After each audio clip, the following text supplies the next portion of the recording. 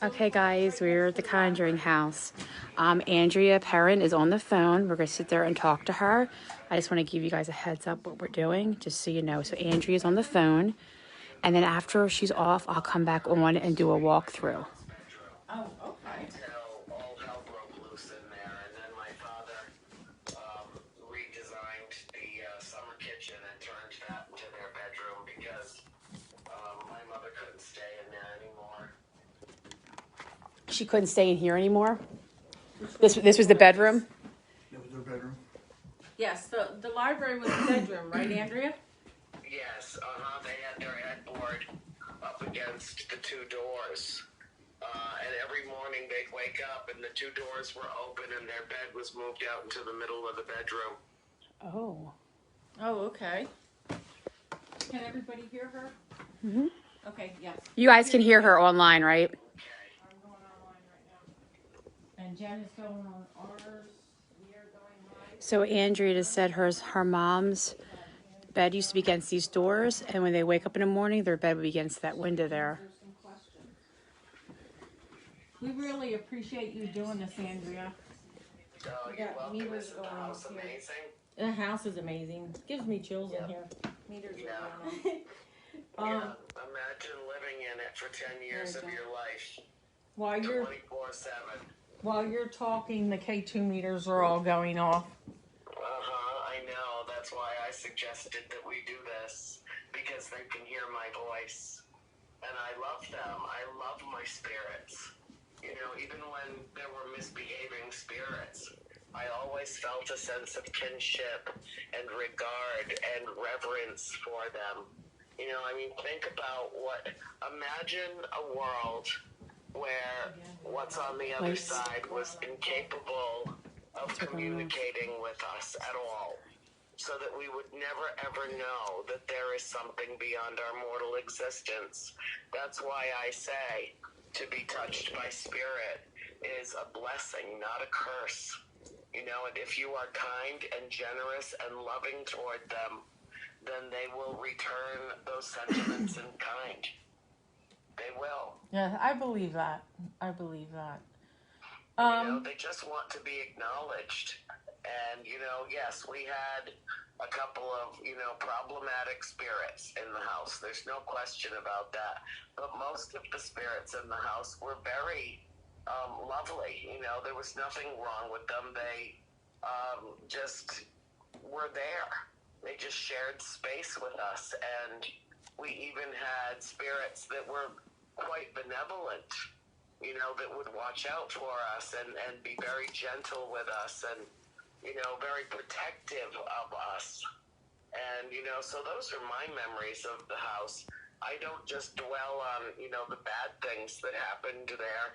That's why I call the books House of Darkness, House of Light, because it was both. You know, there's good and bad. There's good and evil in the world. And, you know, and in the spirit realm, the same is true. And so I find that, you know, the way that I interpreted it was that, you know, people have a certain character in life, and they take elements of that with them when they cross. So, you know, if you were a son of a bitch in life, chances are you were a son of a bitch in afterlife. That's so true. You know, That's true. I believe that. Yeah, and if you were good and kind and loving and gentle and generous of spirit in life, then chances are really good that's how you're going to react and interrelate in the afterlife. But that they're there, you know, and we don't know for sure who they were. We don't know. I mean, only one ever self-identified, and that was the little boy that April played with upstairs in the chimney closet. And he identified himself to her as Oliver Richardson.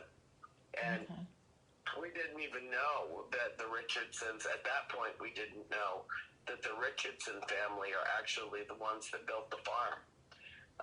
And it became the Arnold estate through marriage. Oh, okay. Okay. You know, so that all kind of tied together once April told us who he said he was. But he was literally the only one that ever self-identified. And, so we don't know who they were. That they still are is what is absolutely magical and mysterious and wonderful. That they still are. In some way, shape, or form, they still retain characteristics that they had in life, and they have enough energy at their disposal to be able to communicate with us. Right. And I think that's what's amazing. And very often when I talk to groups at the house, their meters go off, all kinds of activity starts in the house because they know me and they recognize my voice and they know that I've done my best to tell their story and, to keep their memories alive. And they appreciate that. I don't know in what way I could have worked harder to acknowledge them and to let them know that I appreciate them. They literally changed my life. Having the experiences that I had as a child fundamentally altered who I am as an adult. And I appreciate that because I'm very open-minded and I'm, fascinated by their existence, and I have lived a fearless life because I know that we go on after death, that death is not the end, it's just transition, it's the beginning of something else. Yeah, it's a new adventure. Yep, it is. I know we had asked you earlier about the hanging.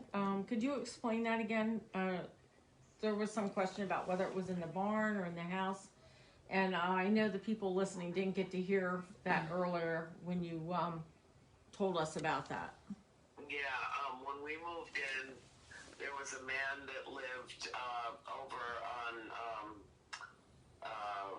Sherman Farm Road. Collins Taft Road, named Mr. McEachern. And he said that he was the unofficial town historian. And I guess at the time he's one of the elders in the town. He was in his 90s. He knew Bathsheba Sherman when he was a boy. She lived at the Sherman farm just down the road from him. And he was 10 years old when she died in 1885. So, he was quite old when we knew him. And he's the one that told my mother that Mrs. John Arnold hanged herself in the barn in 1797 when she was 93 years old after her husband died. Okay, that's sad. And, yeah, it is. It's very sad. And and my father insists that it was her that was the one touching him in the cellar. And, he felt he was always drawn to Mrs. Arnold. He, didn't know, he thought that she was the one that was, giving my mother a raft of hell because she perceived herself to be the mistress of the house. And my mother was somehow a threat to her. But that she was very attached to my father and to us, the children. And she even appeared to Cindy and she appeared to Christine. I never saw her except I saw her in what I can only say was a telepathic state when she approached my mother and just terrified my mom. But I wasn't in the room when that happened. I was upstairs in my bedroom and I was laying on my back. I was flat on my back, which I do not sleep on my back. And I woke up and it was 5:15 in the morning. So it was right at first light in Rhode Island. And it was in May of 1971. And I could hear my mother screaming my name. I could hear her screaming my name.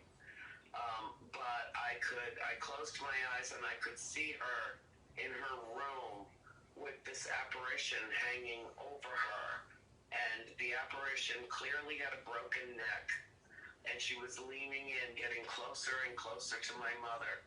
And my mother, I could hear my mom screaming, but her lips weren't moving.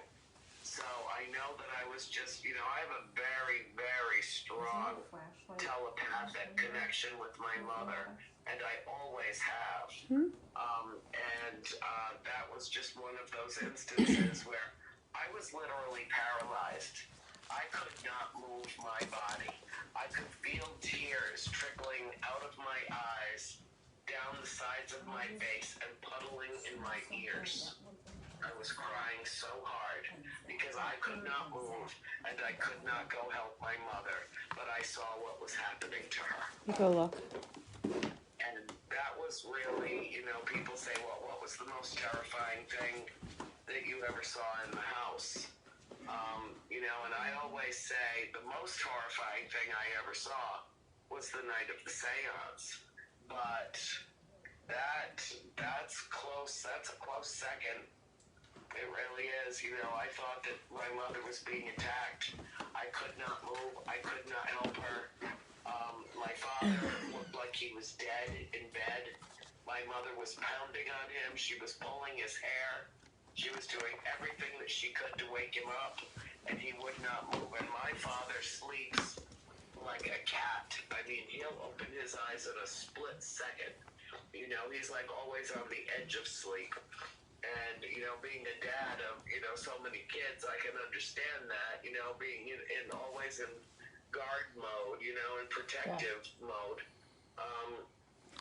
And he looked dead. They can't hear and you. My mother thought that he was dead and she was going to be next. And it was, a truly horrifying experience for her. Okay. So you think Crooked Neck is definitely Mrs. Arnold then? Yeah, that's nice. Yeah, but I don't know why people call her that. She had a broken neck. I don't know why people call her that, or how she somehow got that. I don't know. It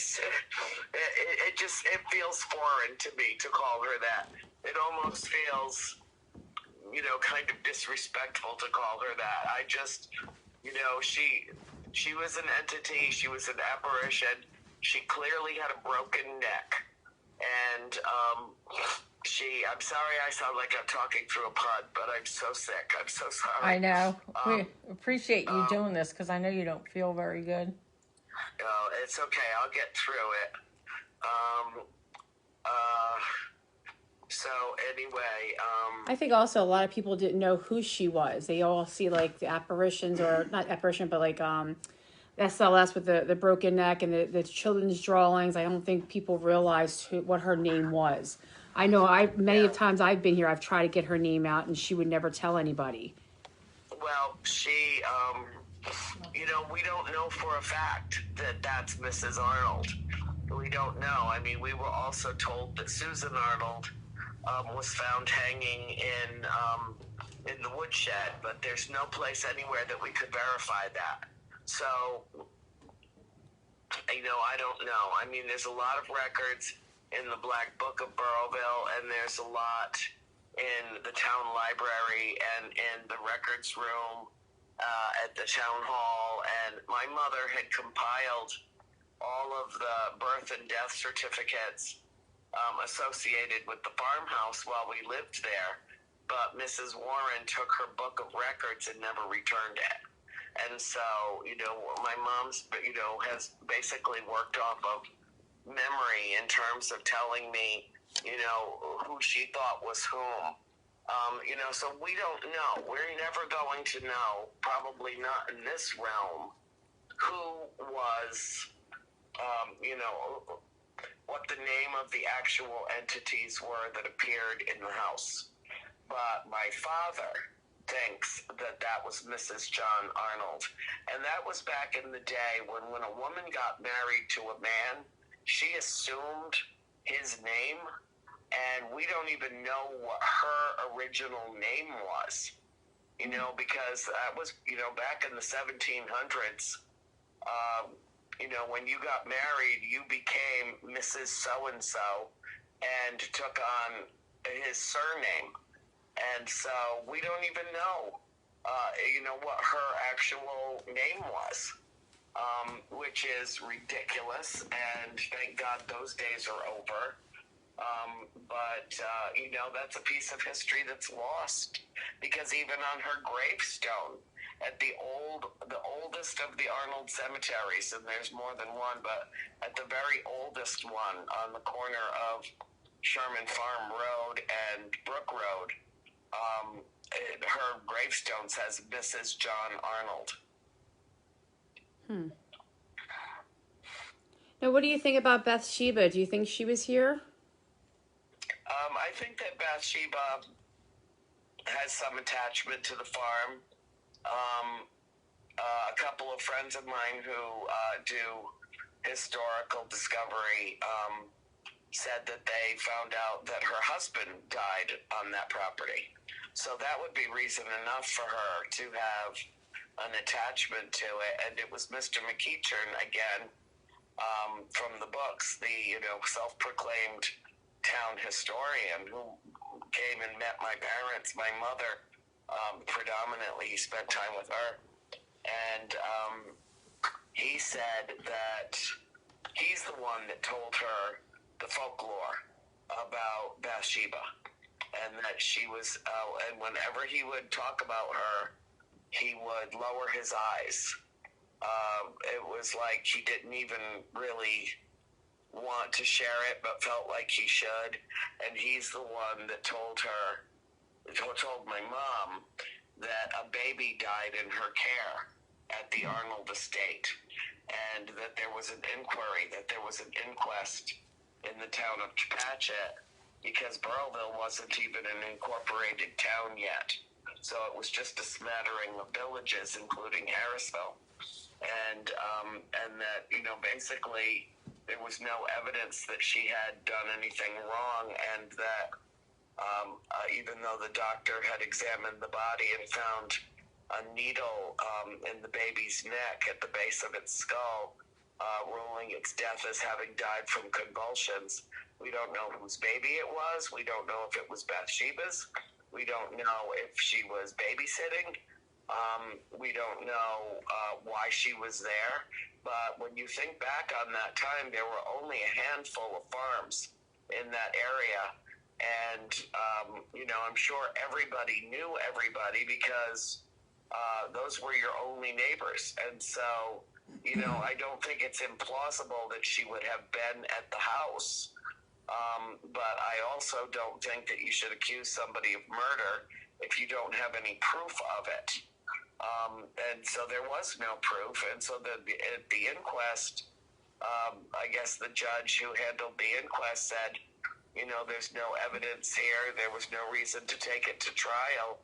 But according to Mr. McEachern in the court of public opinion, Bathsheba was, you know, tried and convicted, and lived a very long, miserable life with that hanging over her head her entire life. And she was a very young woman when she married Judson Sherman.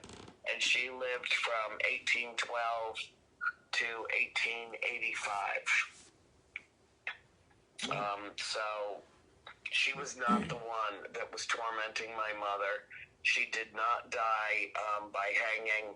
She died in May of 1885.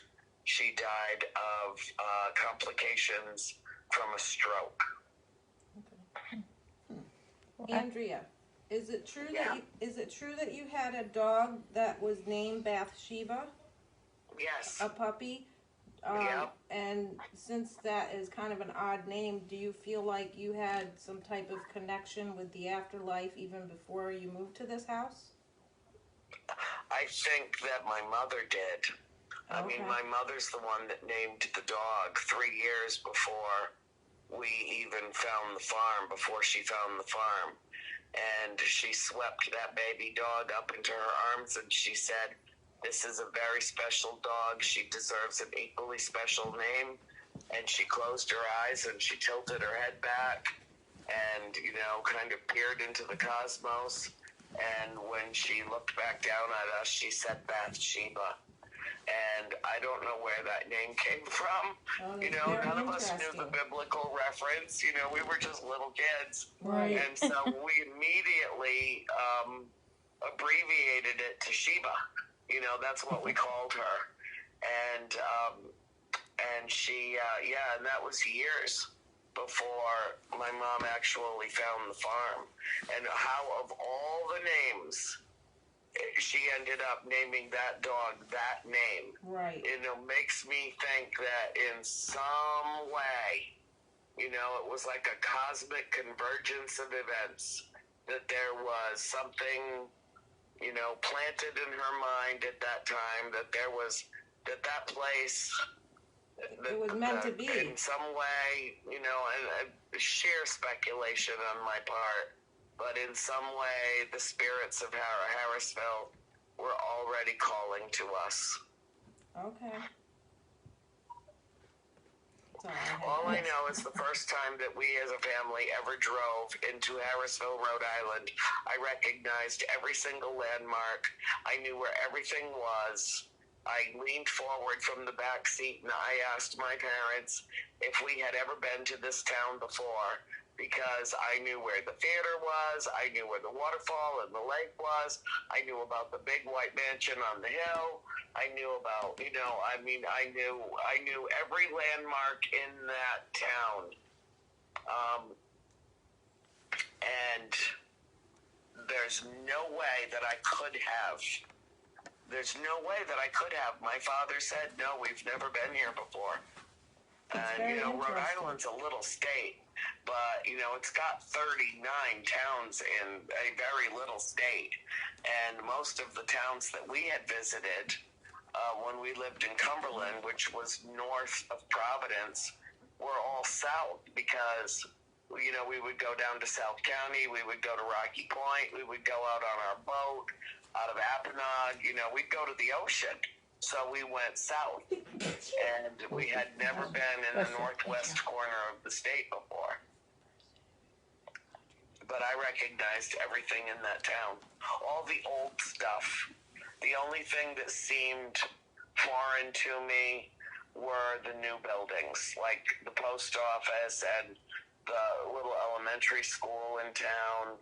I didn't recognize the town hall. But I recognized a couple of the churches and the old theater, and the library was very old. I recognized that. It just felt like home to me. I felt like I was home. Yeah, I didn't want to leave. It's amazing when you get that feeling, that deja vu, like you've been there, you've lived there before. Yeah. It's funny when you get that feeling. Have you ever? What do you think about the said there's soldiers buried out here? Have you ever gotten anything like about that? Do you know anything about that? Well, you know, Cindy was the one that they would speak to all the time. Okay. And they would all, you know, she heard voices all around her bed. And it was a monotone statement of, you know, a number of male voices all speaking in tandem. There are 7 dead soldiers buried in the wall. There are 7 dead soldiers buried in the wall. And they would say it over and over and over again. And I never heard it at all the time that we lived in the house. And I didn't understand.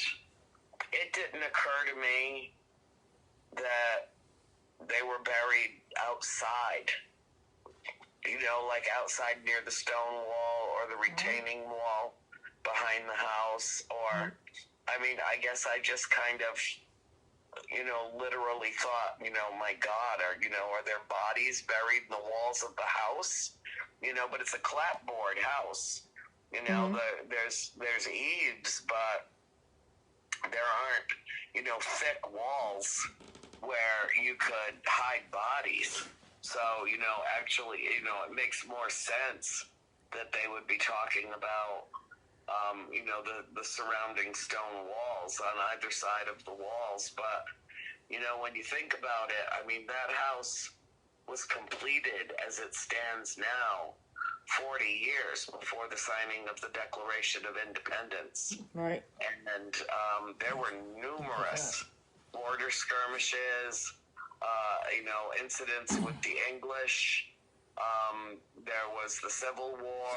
I mean, there were lots of wars going on. Wars with the Indians. There were wars going on, and so I can certainly imagine that.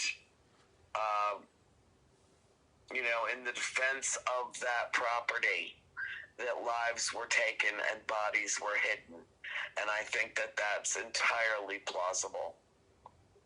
Have you ever heard any or seen any of the Native American Indians that are out here when you guys were here? I did not. My sister April did. Okay. Yep, she came home one day after playing out in the woods, and her big blue eyes, looked bigger than I've ever seen them. And she started talking about these little Indian children that she saw playing in the pine grove back on the land, and how they were playing around the pine trees, and that they were being very careful on the floor of the forest not to step on the lady slippers. And, and the thing that I remember thinking about that was that forest did not exist when they lived there. Those pine trees did not exist when they lived there. Mr. Kenyon planted those pine trees. Oh, wow. So they had apparently hopped dimensions. And, and it followed logically that, if they were all playing out there, then perhaps, that was a very flood-prone area. And, perhaps they were lost altogether in a flood. That's amazing. Yeah. Well, yeah, April's the one that saw them.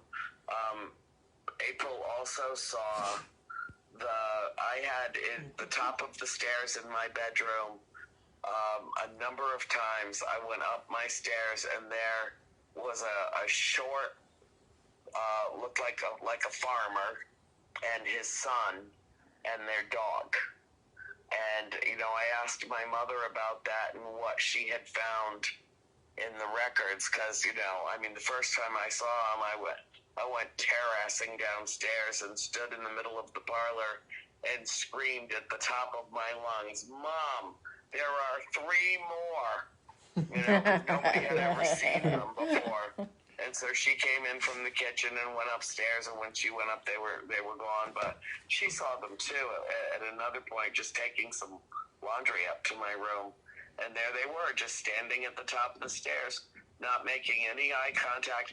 I remember that they had blue eyes, and that they had like a medium-sized dog with floppy ears, and he was kind of blonde. And okay, you stay here. Blonde, like medium hair dog. Like I was trying to grab my camera to go upstairs. While you're talking I'm about sorry, that, Andrea. while you're talking about the K2 meter's going off, and it sounds like somebody is running around upstairs. I literally grabbed my camera, which is recording you, to go run upstairs and realize I can't. I'm on Facebook Live and Andrea's talking. I just did this big twirl and just stopped. Okay, well, it stopped walking, but sorry. It sounds like a middle. Yeah, it sounds like somebody's walking around. Yeah, it's the middle bedroom. The Right middle above us. bedroom over top of us. Well, don't expect me to be shocked by that. If you see this video, the people on Facebook are probably dizzy right now because I just grabbed the camera, just did a 360, and just put it right back down again. She was like, "Oh, I can't take this. I can't take my camera. I have to stay here." Well, Andrea, I know you don't feel good, and we really appreciate you taking this time to talk to us.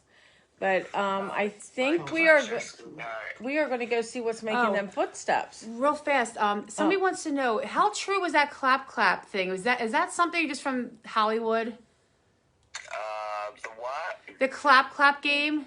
Yeah, that's conjured in the minds of screenwriters. Gotcha. Okay. A lot of people keep on asking us, and I didn't know that We question. My sisters, I didn't really. I, was kind of beyond the age where I would have done that, but my sisters played hide and seek in the house the first winter that we were there, and several really bad things happened while they were doing that. And my mother, after the last incident, my mother told them that they couldn't do that anymore. There was no more hiding in the house and crawling up in eaves and finding hiding places. That she felt that it was dangerous, and it was dangerous. My sister Nancy felt like she had crawled up in the morning room behind the chimney, the room right off of my bedroom that goes out over the woodshed. And she had a very close encounter with something that was like the most heinous smelling, coldest thing that had, she felt like her body was being crushed into the back of the chimney, and she was screaming and screaming for help, and no one could hear her. Wow. It was like she was in the bubble, and no one could hear her. And, in the same way that I have a very close telepathic relationship with my mother, Nancy and Cindy have that same relationship. And Cindy was on the other side of the house, and she went running toward the morning room, and that door would not open. It just would not open. With all of her strength, she tried to open the door, and then all of a sudden it just popped open, like whatever was holding it on the other side let go of it. And she reached in there, and she knew exactly where Nancy was. And she reached in, blind behind that chimney and yanked her out. And Nancy fell apart. And I mean, she was just a little kid, and it was a horrific experience for her. And she didn't understand why nobody could hear her screaming. She couldn't breathe. She, was hyperventilating. I mean, it was just a really traumatic experience for her. And after that happened, my mother said, no more. If you girls want to play, go outside. Well, it was like friggin' 20 below zero outside. I mean, it's Rhode Island in winter. Yeah. So we played a lot of Parcheesi. Oh, jeez. Now, the seance in the movie, is that pretty much true, or is that a little bit different, too? No.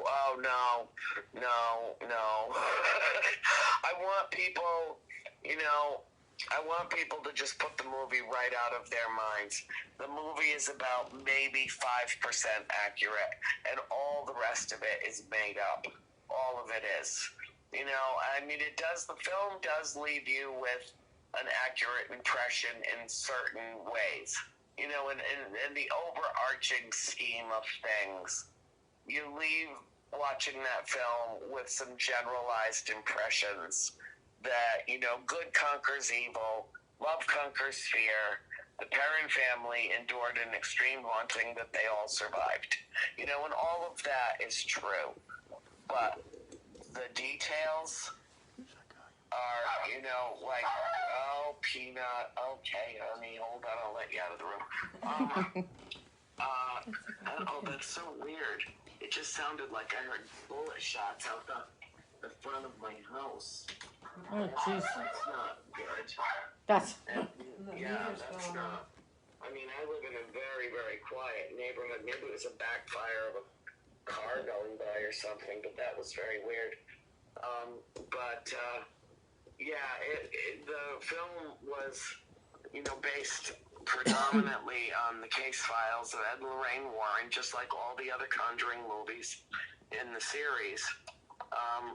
And they just, they basically cherry-picked that and wrote their own third story, which I guess they felt like was more adaptable to the method and formula of what I like to call Hollyweird. But, you know, what actually happened in that house, you know, James Wan and everybody associated with that film all read my books. And my books freaked them out so much that they said, you know, under no circumstances can we use any of this material because, you know, it'll run people right out of the theater.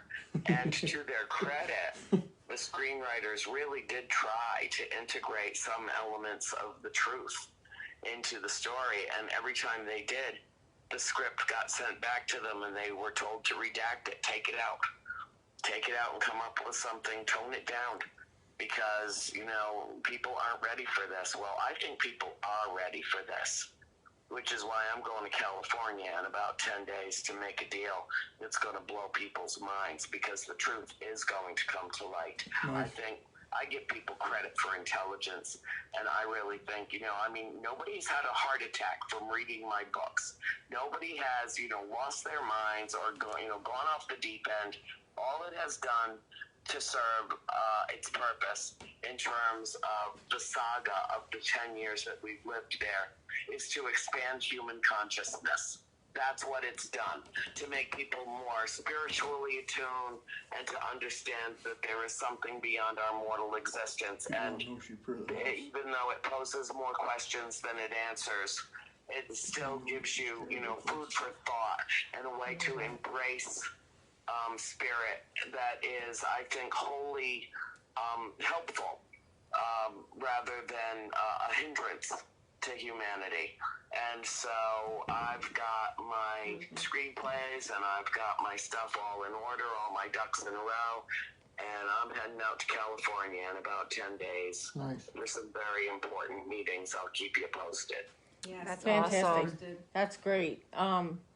Well, hon, we are going to let you go. And it was fantastic talking to you. And I'll be back in touch with you and let you know what we find. Okay, well, before I go, let me just take a moment to, you know, to tell your team, and, you know, I know you're all very intelligent, very sensitive, articulate women who are, you know, doing what is your passion. And you all walked into that house knowing not to provoke. None of you would do that. That's just not your style. Nope. But if you want to have communication with the spirits tonight, all you need to do is talk with them. They can hear my voice. They know that I am with you in some respect on this journey through your adventure at the farmhouse.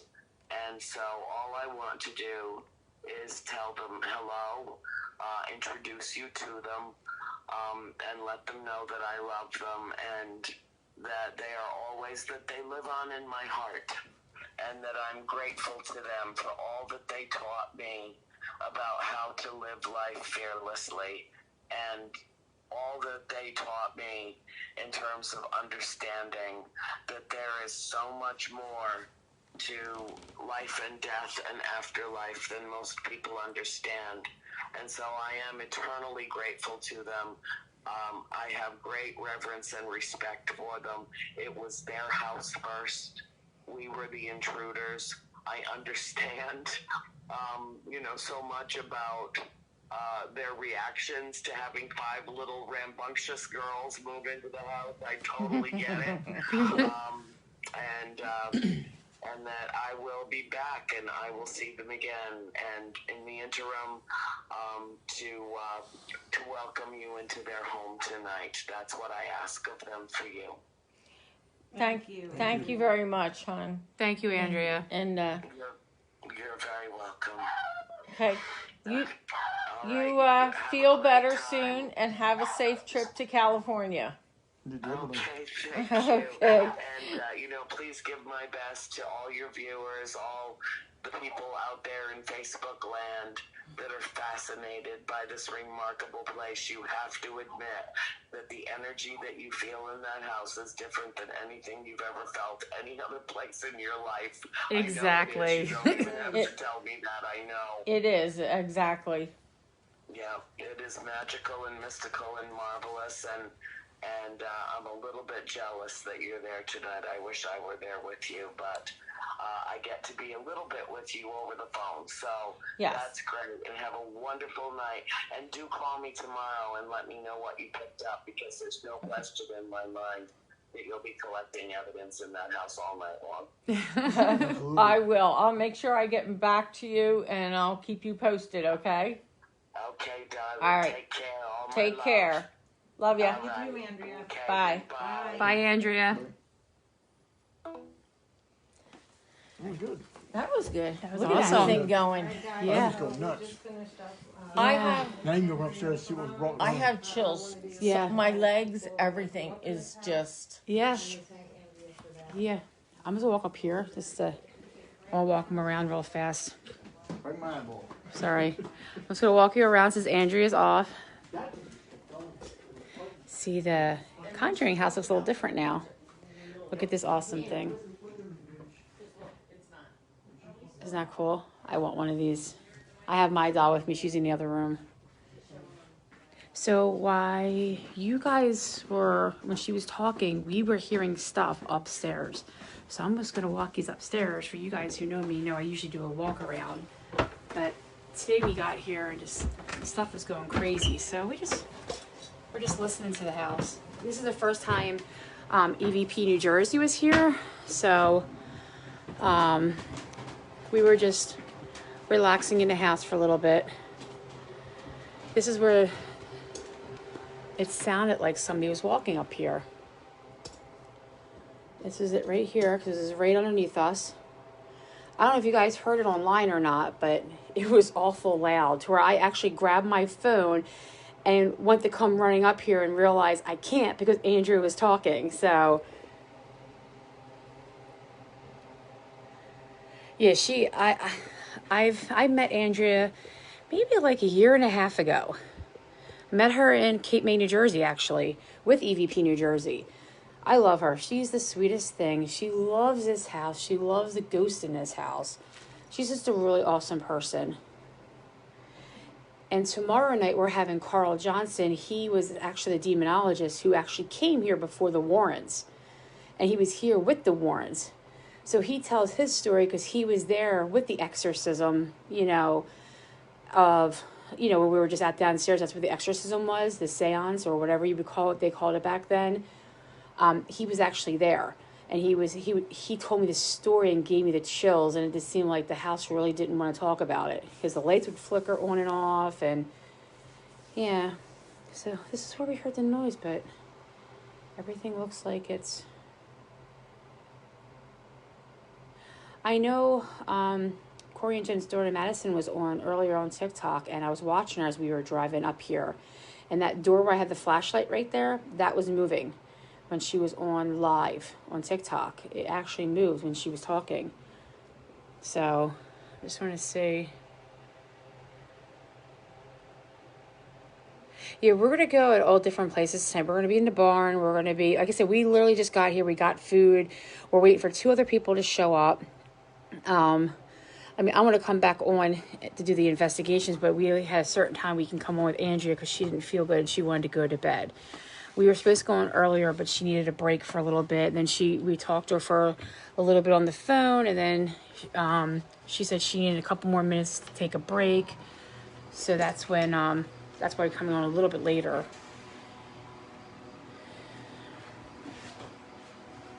Huh. Yeah, so this is where that noise was coming from, but nothing, you can see there's nothing up here.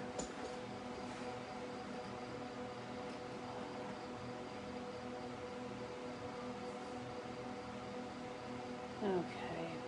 If you want, I'll walk you around real fast.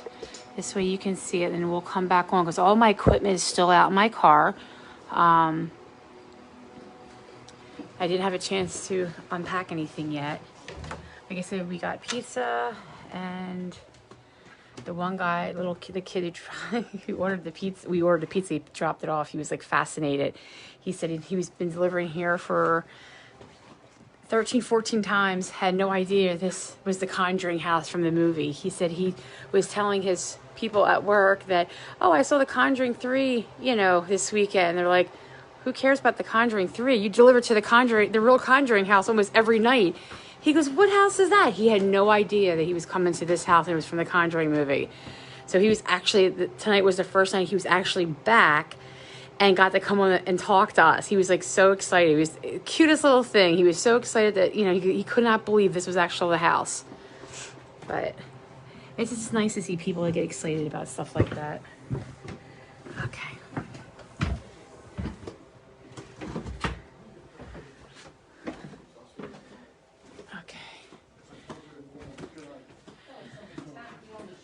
Okay, I'll show you the basement and then I will let you guys go for a couple minutes so we get our equipment and set up and ready to investigate. We just wanted you to hear Andrea. I think sometimes listening to them is neat because they experience this, So it looks a little different from the last time we were here. They have tables set up here now and, here's the famous well back here.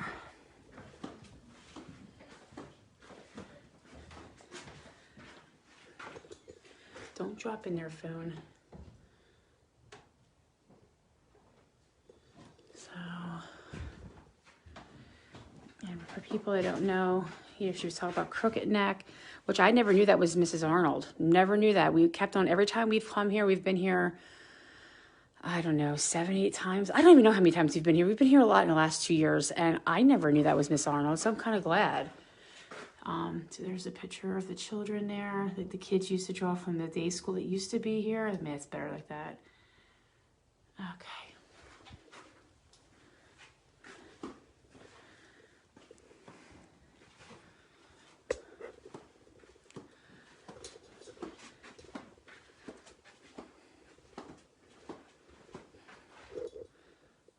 Somebody said I think I saw on Facebook that like some kind of spirit was kind of coming on the side of the wall here. I did see it somewhere. I don't remember who posted it, but I think it was more or less they were sitting like here and they were talking and then the little face came around the corner and they actually caught it.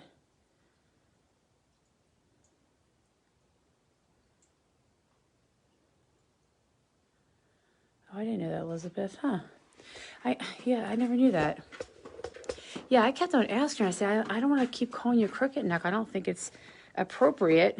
And I kept on asking and I never got a name. So this is where a lot of people get touched, men usually down here.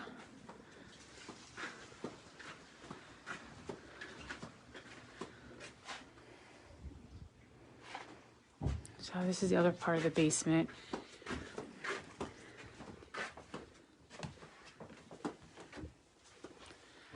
So if you heard, they never did clap clap, so you heard that. So, but the ghosts do it here. I heard Madison this morning say, this afternoon when she was on her TikTok live, that she does the clap clap, and sometimes they do answer her. I'm sorry. Sure. Just gonna walk in here. Sorry. So this is the, let's turn this off. This is the kitchen area.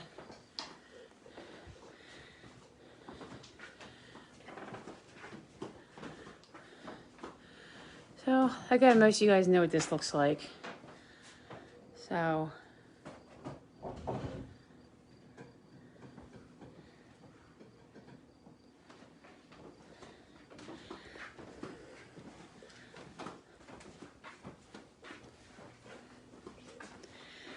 do you guys want to see anything before I get off? Here's the...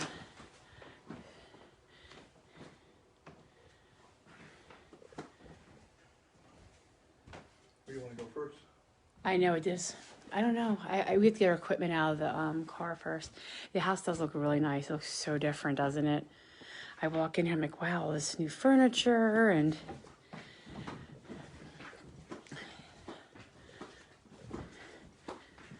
See, even I think they did something different to the library because even the books look nice. I think they changed the. Did they change the books in here? They even look different. No. Of course, they're still the same. Oh, really? They just look different. Maybe they straightened them out. I don't know. It just looks nicer in here. I don't know why. Maybe it's the chairs. I don't know. So when we were staying here talking, I don't know if you noticed the K2 was going off the whole time when she was on the phone.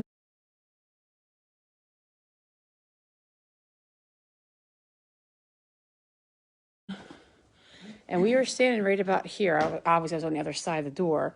But that K2 was, so I thought, okay, well, maybe we're too close to the K2, but we're not, because I'm just, it wasn't our phone setting that K2 off. But that K2, the whole time she was talking, was going off. And look, it's not going off at all now. Completely dead.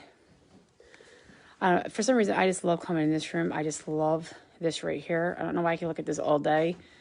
I don't know. That's like my favorite part. What do you say was the original mirror? Yeah, Carl told us that's the original mirror there from the house. So. What's your one? That's your system going on. Yep. They all these different. Looks so nice. I love that. I'm going to turn this on. Let me see if I can get it to go on. Jen showed us earlier. I don't want to mess with it too much. Where's the on button at? The on button? Let me see this, guys. Oh. We're good? There we go. Look at that. Somebody built that for 'em. Yeah, somebody built this. I want this. I have the doll already. I just want the case. Isn't that cool? Let me see. It's like a table. And you can stand it up. I don't want to stand it up, but yeah, it's cool, isn't it? For anybody who's into the movies, that's so cool. But, okay, I'm just going to sit down for a minute, and then I can sit here for a minute and talk if you guys want me to answer anything before we get our stuff ready. Like I said, we're waiting for 2 more people to show up. Here, you can face the pretty fireplace. I'm trying to read them. Oh, come back. Hold on, next.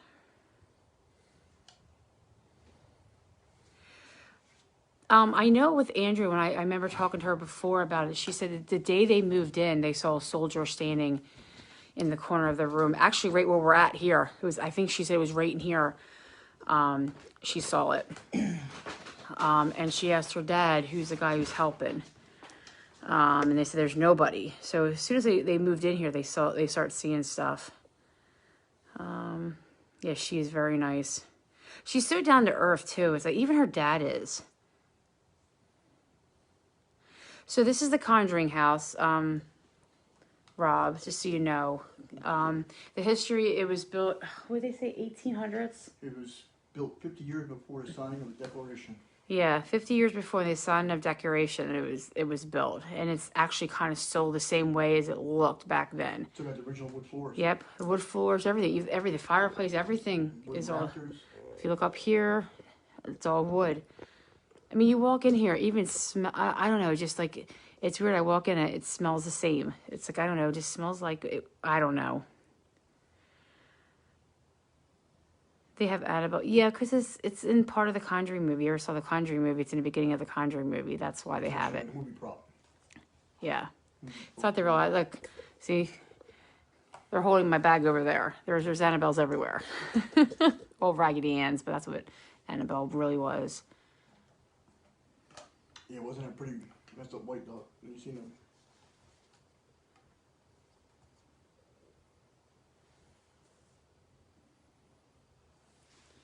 I mean, so later we will investigate. I mean, we're here till Sunday morning. So, Jenny asked, why did it turn negative? Andrea was saying that, It was good and bad. yeah, there was mostly good, but Mrs. Arnold, which we knew as the crooked neck spirit, she was very she just wanted Roger to herself. It was her house, her man, and that's why she was going after the wife. Did you bring? No, I didn't bring my dolls, Vicky. Only thing I brought was my Annabelle doll, but she's just a Raggedy Ann doll. She's nothing. I only bring her when I'm here just because it's part of the Conjuring. So I just, like tomorrow I'll just take some pictures, do TikToks with her. The lights just flickered again, but that could be from the air conditioner. Roll off. Oh, they're all off? Oh, never mind. Yeah, we turned the air conditioners off in here in the fan so we can hear if anything talks. But, yes, I just, that's the only doll I ever bring with me with, anywhere. Cindy, I'm not sure because I want to do TikTok too and Facebook. So Bill might have to do Facebook and I might have to do TikTok because we can't, the Wi-Fi, when I go down to the basement, it'll shut off. So I can't use the internet usually use the internet for TikTok. I can't do that here. So we're going to try to do both. It is like, I like the TikTok because it just, there's more people that they're not used to this, see it. Because it's not a paranormal thing. It's TikTok. It's that 10 seconds, you're done video. But people will stir like, what is this? And then they're like, oh my God, that's the Real Conjuring. They get like all excited. But again, Facebook is technically for the people that want to do the paranormal. Well, it's recorded too. And also records it. Facebook records, TikTok really doesn't. I mean, unless I want to record it, but it still then saves on my phone and I lose memory. I already have 43,000